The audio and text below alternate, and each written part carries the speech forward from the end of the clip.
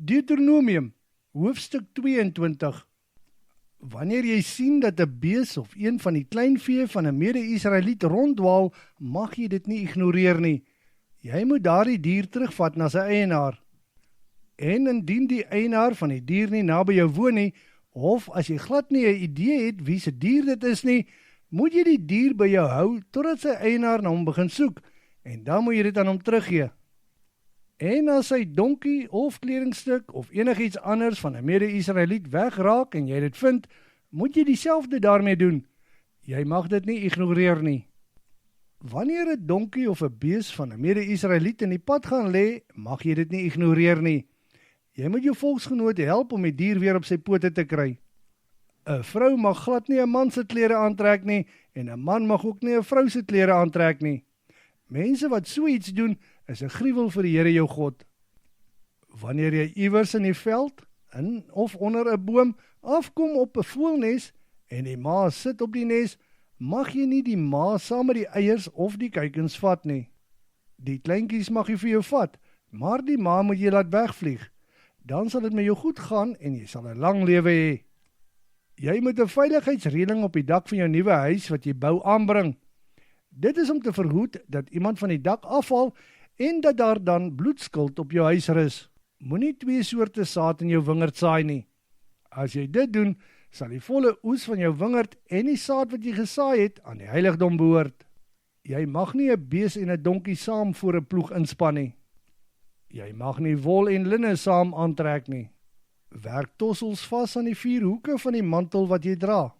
Dit is moontlik dat 'n man met 'n vrou trou en daarna 'n weerstand in haar kry en slegte stories oor haar versprei deur te sê: "Toe ek met hierdie vrou getrou het, het ek agtergekom dat sy glad nie 'n maagd is nie." Haar pa en ma moet dan die bewys van haar maagdelikheid na die leiers toe vat wat in die poort van jou dorp sit. Dan moet haar pa vir die leiers sê: "Ek het my dogter vir hierdie man gegee as vrou, maar hy het 'n haat in haar gekry.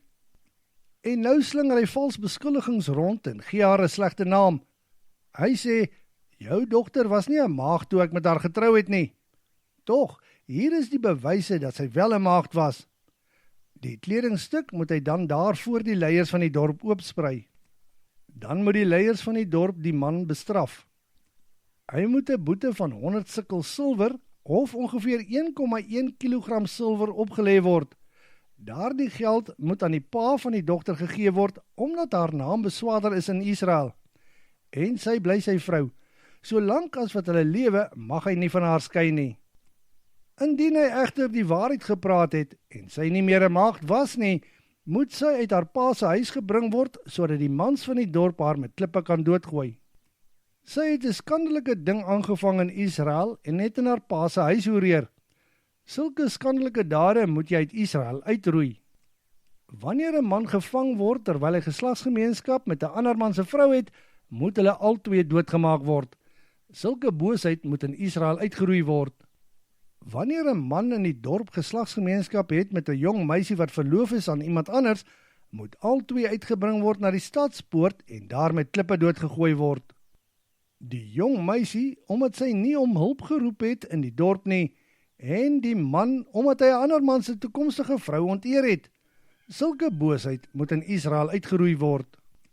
Indien 'n man egter 'n jong meisie wat verloof is aan iemand anders in die veld gryp en met haar geslagsgemeenskap het, moet slegs die man doodgemaak word. Niks mag aan die jong meisie gedoen word nie. Dit is vergelykbaar met 'n geval waar iemand 'n ander persoon oorrompel en dan vermoor. Die man het haar in die veld oorrompel. Sy het wel om hulp geroep, maar niemand het haar te hulp gesnel nie. Wanneer 'n man betrap word waar hy geslagsgemeenskap in die veld het met 'n jong meisie wat nie verloof is nie, moet daardie man wat met haar geslagsgemeenskap gehad het, 50 sikkel silwer of ongeveer 570 gram silwer aan die meisie se pa gee. Omdat hy haar verneder het, moet hy met haar trou en mag solank as wat hulle lewe nie van haar skei nie. 'n Man mag glad nie geslagsgemeenskap hê met een van sy pa se vroue nie. As hy dit doen, onteer hy sy pa.